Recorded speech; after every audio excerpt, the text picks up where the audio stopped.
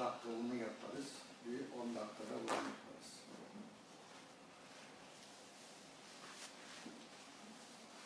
Su.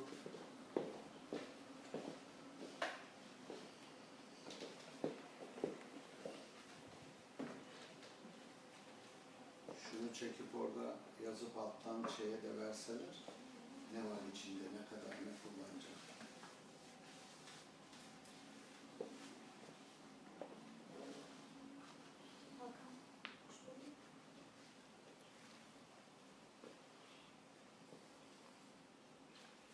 Sessiz açın.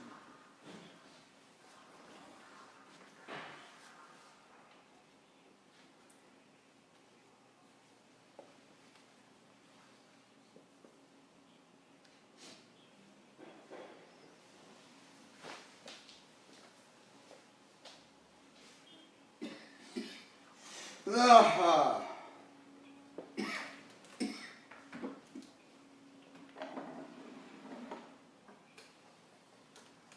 Geç şeyden. Veriyoruz deyip vermeyebilirler de yani. Kanallar böyle şey, yalandan çekip gaz almadı olabilir.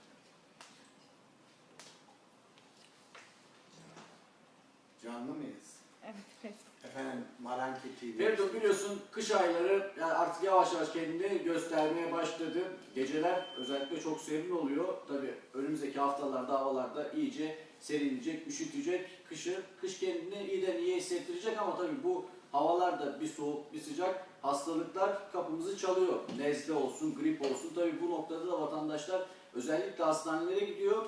Aşı yapıyor. Aşı, grip aşısı biliyorsun hepimizin yaptığı şeylerden, önlemlerden bir tanesi. Ama peki aşı yokken biz neler yapıyorduk? Doğal olarak nasıl hastalıklardan korunuruz, bağışıklık sistemlerimizi güçlendiririz? Bunları konuşacağız. Profesör Doktor Sayın Ahmet Maranki yayınımızda Kozmik Yaşam Merkezi'ndeyiz. Tabii efendim yayınımıza hoş geldiniz öncelikle. Teşekkür ediyorum Sait Bey. Sağ olun. Efendim şimdi sizin engin tecrübelerinize dayanarak bir de dokman hekimsiniz. Hekim olarak neler tavsiye edeceksiniz? Şimdi aşı yokken biz ne yapıyorduk? Nasıl besleniyorduk? Bağışıklığımızı nasıl güçlendiriyorduk? Anlatabilir misiniz? Burada malzemelerimiz de var. Kameraman Mustafa'ya size onları da göstersin bu arada. Evet, hakikaten doğru. Ülkemizde son yıllarda salgın hastalıklar, bilhassa grip ve üst yolu enfeksiyonlar çok fazlalaştı. Kainat Şifanesi'nden tabii doktorlarımız, hastanelerimiz bunun gereğini yapıyorlar. Ama bizde Kainat Şifanesi'nde neler var? Sizlere bunlardan iki şey hazırladık bugün. Bir, çocuklarımız için, gece öksürüğü olan çocuklarımıza, bilhassa kuru öksürük olanlara, onların bağışıklık sistemini arttırmak için ne yapabiliriz? Bununla ilgili bir kür yapacağız. Bir de arkadan güzel bir kış çayı. Bağışıklık sistemini her gece soğuk kış günlerinde evinizde kendiniz demleyeceğiniz, çok ucuz, çok pratik, 24 saat kullanabileceğiniz ve immün sisteminizi güçlendirecek bir kür. Peki neden böyle oldu bu toplum? Bunun önemli bu. Çünkü artık gıda bozuldu, su bozuldu, hava bozuldu. Hayvanlar artık Montafon, Holstein oldu. Keçiler Zanen oldu. Kaya tuzları rafineri oldu. Tavuklar 28 güne düştü. Ekmeğin kabuğu, kepeği, ruşeyme atıldı. Sayın Cumhurbaşkanımızın da dediği gibi yani posa yiyoruz biz. Yani değiştirin bunu dedi ama değişmedi.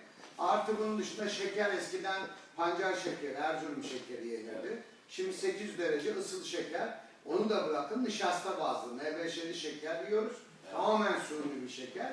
Ve bugün, geçen gün TRT'de bir doktorumuz konuşuyor. Tıp hekimi siroz 6 yaşına kadar indi diyor. Hakikaten artık karaciğerlerimiz çalışmaz duruma geldi. İşte bütün bunları bir araya getirdiğimizde onu bırakın. Hani çocuklarımıza dişini bile yıkarken florürlü macunla yıkıyoruz. Florürü artık Amerika yasakladı. Bu ülke ne zaman düzelir? Bunlara biri masaya durun, karanlıklar diyecek gibi, Akif'in ve Necip Fazıl'ın dediği gibi birinin çıkıp demesi lazım. Çok büyük reformlar lazım. Mesela zaman zaman Sayın Cumhurbaşkanımız söylüyor. İşte ben domuz aşısı vurulmuyorum diyor. Evet. Efendime söyleyeyim işte beyaz ekmeği, emülgatörleri çıkarın diyor. İşte Emin Erdoğan efendi tohumla ilgili kaygıları var. Diyor ki işte tohum bir sempozyumunda Türkiye'de bitkilerin şifacılığını reddetmek ülkeye ihanetle eşdeğerdir diye biliyor. Evet. Ama bunun yansımasına bakıyoruz. Bir Tarım Bakanlığı'nda, Sağlık Bakanlığı'nda bir hareket var mı? Ben hiç görmedim. Yaşım 65 oldu. Evet. 30 senedir bu işle ilgiliyim. Ve son 5 yılda 30 seneden çok daha kötü günleri tarımda yaşıyoruz. İşte ıspanak zehirlendi. Sadece ıspanak değil. Bu insektisitler, ben tarım okudum, toprak okudum. Amerika'da bitki genleri üzerine çalışma yaptım. Evet. Yani 750 tane bu ülkeye ürün hediye ettim. Patentli, Türkiye patentli. Hani birileri konuşur ya, biz konuşmuyoruz. Hem konuşuyoruz, Akit'te 3 yıl program yaptım, Evet. Türkiye'de 1500 program yaptım. 15 tane eserim var bu şifalı bitkiler. Sahasında 750 ürün ürettim. Yani bunlar önemli şeyler. İşi bilene sormak lazım, kıyameti beklemek lazım. Yani bunlar çözülmezse bu ülkede şehir hastaneleri asla kafi gelmeyecektir diye söylemek istiyorum. Yapılması gereken koruyucu hekimliğin halkın bilinçlendirilmesi, farkındalığının arttırılması, bununla ilgili halk tarafından kabul edilmiş, bakın, profesör, doktor, ünvanlı kişiler demiyorum, itimat edilecek, ehliyetli ve liyakatlı insanların topluma aydınlatılmasının devlet kanalları, okullarda, ilkokullarda, ortaokullarda çocuk bakımından sevgiye kadar, yemek bakımından tutun da bitkilere kadar sağlıklı yaşamın ders olarak konulması zorunludur artık.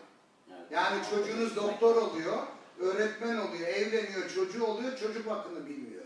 Yemek yapıyor, yemeği bilmediği için bu toplum bugün maalesef uçuruma giden bir araba halindedir.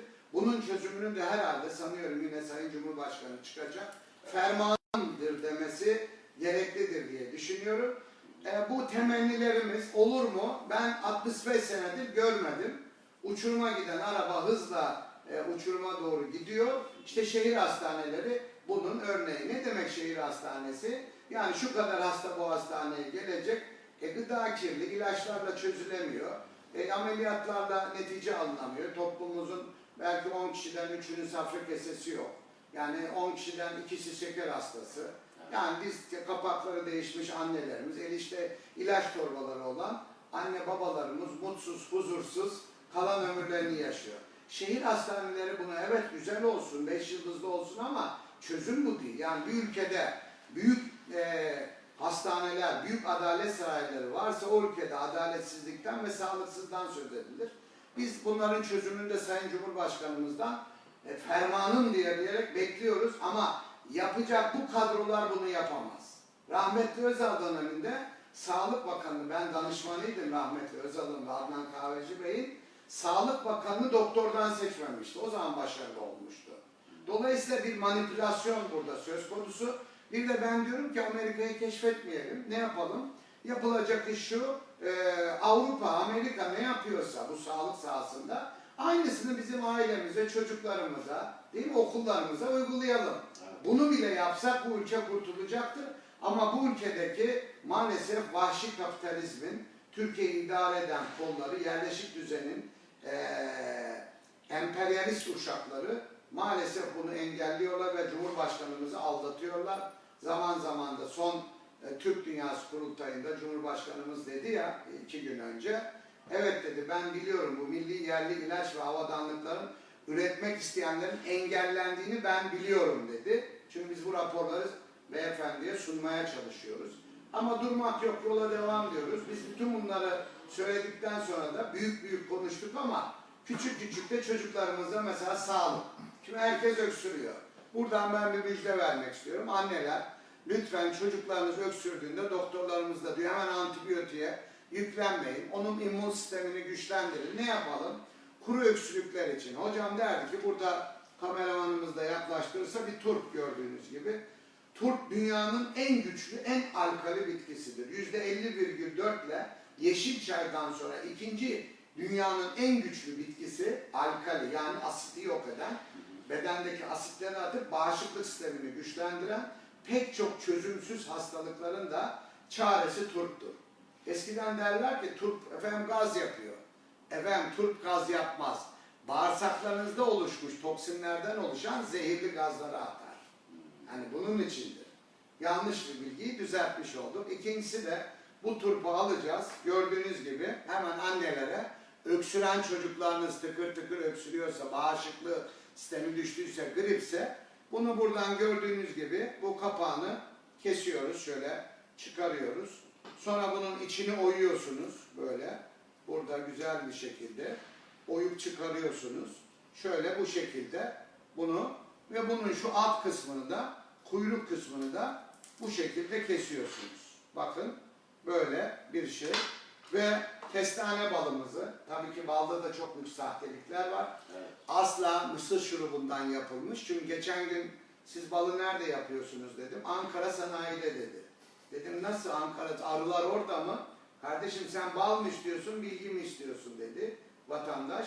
Sanayide dedi. Nişasta bazı şey koyup içine arı esansını koyuyor. 5 kilosu 100 liradan bu millete yediriyor ve devlet de buna müsaade ediyor biliyor musunuz? Yani nerede bu Sağlık Bakanlığı, Tarım Bakanlığı, bilim kurulları, doktorlar, medya, savcılar değil mi? Evet. Suç duyurular. Yani Ahmet Maranki Habertürk'te Allah Resulü sallallahu aleyhi ve sellemin eline tuzunu alıp da kaya tuzunu bunu yalayın. Peygamberimiz yemek öncesi yalamıştır, şifadır. Hani bedendeki mikropları öldürür, selektörleri açar, işte gözünüze damlatın, burnunuza damlatın, şifadır deyip Sağlık Bakanlığı Bilim Kurulu 2019 yılının Şubat ayında ülke seçime giderken 150.000 TL ceza alıp Allah Resulü sallallahu aleyhi ve sellemin sünnetini cezalandırdı. Ha mahkemeler reddetti falan ayrı ama bu çok önemli. Yani birisi de bunu demesi lazım. Bu balı yemeyin kardeşim, engelleyin bunları. İşte toplum onun için hasta oluyor. Siz onun için buradan hemen kestane balı, sertifikalı bu balları getiriyorsunuz. Bu turpun içine bu şekilde gördüğünüz gibi bakın. Bunun içine yerleştiriyoruz. Şöyle yakın çekim alalım. Elimizde kara turp. Turpun da çakmaları çıktı biliyorsunuz hibrit. İbrahim suresinden, Nisa suresinde şeytan diyor ya ben mühlet ver. Bu insanlara diyor tohumları değiştireceğim. Hasır yapıp nesilleri yok edeceğim diyor. İşte etti şu an Türkiye'deki başta domates, salatalık, biber, soğan, kanula bütün bitkiler neydir? Hibrit epter tohumdur. Yani şu an biz şeytanın ürettiklerini tüketmekle meşgulüz ve bunu da destekliyoruz. Ama işte Allah'ın yarattığı turp değişmedi şu an kara turp. Bunu alıyorsunuz, içine koydunuz. Bunu koyduğunuz zaman hemen içine bu malzemesini de koyuyoruz. Ve kapağını örtüyoruz. Bunu bu şekilde kapağını örttük. Ve evinizde bir bardak, bu altını da kestik gördüğünüz gibi. Bunu bu şekilde koyuyoruz. Geceden bunu koyduğumuz zaman bu sabaha kadar bu turpun içindeki bütün etken maddeleri. Peki ne var turpta? Topraktaki olan, biz topraktan yaratıldık. Bizim şifamız da topraktaki 84 mineral. Daha oluşmuşu tuzdur bunun. Tuz onun için bir hakikattir, kaya tuzu şifadır. Hemen o topraktaki 84 mineral bu kök olan toprağın içinde yetmiş, turpun içinden balın içindeki binlerce çeşit usareyle katalizer etkisi yaparak fermente edecek ve bunun içine akıtacak. Sabahleyin aktığı zaman bunun içindeki suyu alıp çocuğunuza bakın hemen akmaya başladı. Altından görüyorsunuz. Şu anda akmaya başladı. Çocuğunuza onu birazcık sulandırıp içirdiğiniz takdirde sakın atmayın bunu. Yine bal koyuyorsunuz üstüne. Bunun içindeki bal bitecek çünkü. Evet. Yine bal koyuyorsunuz. Bu sefer ne yapacağız? Gece akşam gelince. 3-4 gün bu turp tamamen içindeki etken maddeleri çekilinceye kadar bunu tekrarlasınlar. O çocukların 3-4 gün içinde öksürüklerinin astım, alerji, nefes darlığı gibi sıkıntılarının yok olduğunu ve bağışıklık sisteminin yükseldiğini görecekler. İşte kış günlerinde çocuklarınız öksürüyorsa, geceleri bilhassa, bağışıklık sistemi düştüyse Ahmet Maranki Hoca'dan, Kainat Şifanesi'nden, dünyanın en güçlü, yemeseniz tarlasından geçin dediği hocamın kara turptan bal turp usaresi formülü. Bunu çocuklarınıza içirin. Bakın bir damlası çıktı. Hakikaten ve çocukların da seveceği bir tat ve bağışıklıkları güçlenecek, grip dahi olmayacaklardır diye söylemek istiyorum. Peki hocam şimdi burada da malzemelerimiz var. Bunlar nedir? Onları bize anlatır mısınız? Evet, şimdi çok önemli. Bir de bu çocuklarımız bizim geleceğimiz biliyorsunuz. Onun için bunu verdik. Tabii bunu hasta olan, kanser riski taşıyan, bağışıklık durumu her yaştaki çocuğumuz da içebilir bunu. Ama tabii ki küçük çocuklar 2 yaşından yukarıya herkese bu kürü kullanabilirsiniz. Ballı turp kürü. Müthiş bir şifadır, neticelerini göreceklerdir. Sadece turp ve balın hakiki olmasını sağlayalım. Şimdi bir de kışa giriyoruz. Kışın tabii havalar soğuk, hakikaten ısı farkları var. Şu an dışarıda bugün gördüğünüz sıcaklık 30 derece yaklaşık ama gece 8 derecelere kadar düşüyor. Bu ısı farklarında giyim kuşamımıza dikkat edeceğiz her şeyden önce. Diyelim ki alkali su kullanacaksınız. Nedir alkali su kullanmak?